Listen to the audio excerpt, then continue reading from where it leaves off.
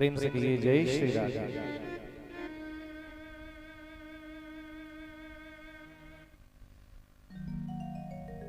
सनकादि ऋषियों ने सुंदर कथा श्रवण कराई और भक्ति ज्ञान वैराग्य तीनों आकर विराजमान हो गए और उन्होंने स्थान मांगा तो कहा जाओ जितने भक्ति यहाँ विराजमान है सबके हृदय में जाकर बैठ जाओ।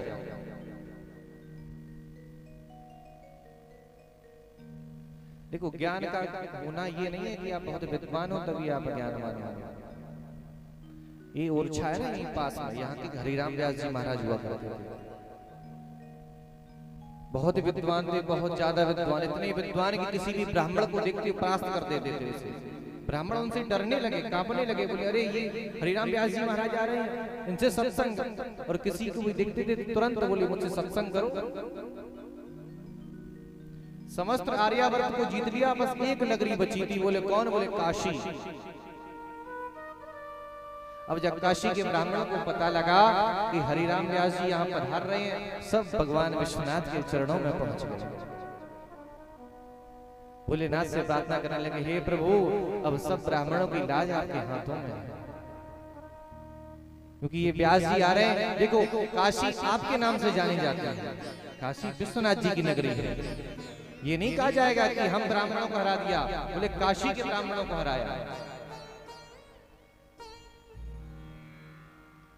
सब ब्राह्मणों ने निवेदन किया, हे प्रभु बस भोलेनाथ जी आप और विश्वनाथ जी देखिए जो भी है सब आपके हाथों में है, क्योंकि उन्हें पता था सत्संग में तो जीत नहीं पाएंगे व्यास जी से।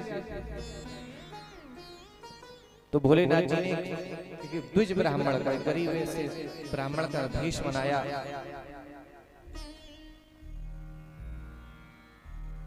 सत्संग के लिए यहाँ पधारे।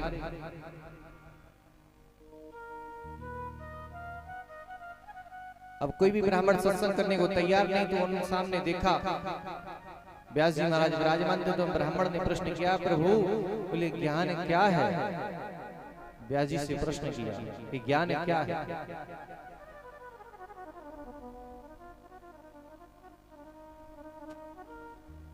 व्यास जी महाराज बोले सत सत का ज्ञान होना, कि हम जो कर रहे हैं वो सही है क्या गलत है, इसका परिणाम क्या होगा, इस सब को जानना ही ज्ञान है।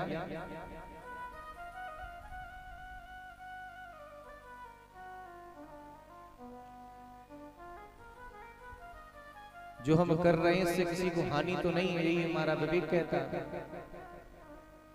किसी को कष्ट तो नहीं पहुंच रहा। वो ब्राह्मण बोले कि प्रभु आपने बहुत अच्छी बात कही कि वही विवेक है जिससे किसी को कष्ट ना पहुंचे या किसी की हानि ना हो। दूसरा प्रश्न किया, क्या आप विवेकी हैं?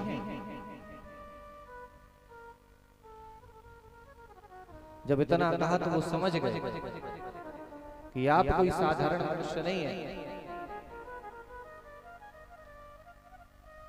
पहले तो कहा कि बताइए, आप ही बताइए विवेक क्या है, ज्ञान क्या है। तो उन्होंने कहा कि सत सत का ज्ञान है,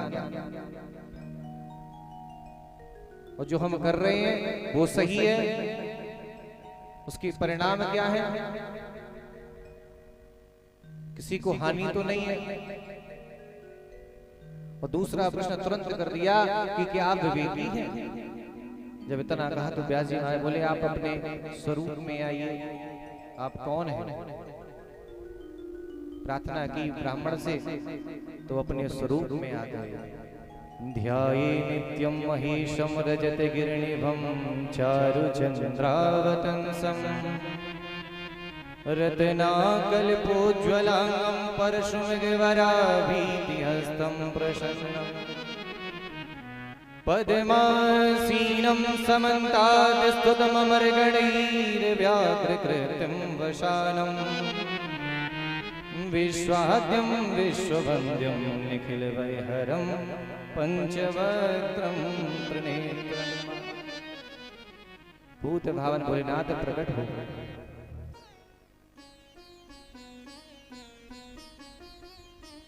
सुंदर दर्शन दिए उन्हें। उस दिन से हरिराम व्यास जी महाराज ने सत्संग करना छोड़ दिया। कहने का तात्पर्य बंधु ज्ञान ये नहीं है कि आप बहुत ज्ञानी हैं, आप विवेकवान कितने हैं। क्या आपके ज्ञान से किसी को कष्ट तो नहीं हो रहा? अब धनवान होने का मतलब ये नहीं कि आप धनवान हो गए तो गरीब को सताओ, या आप बलवान हो गए तो निर्बल को मारो।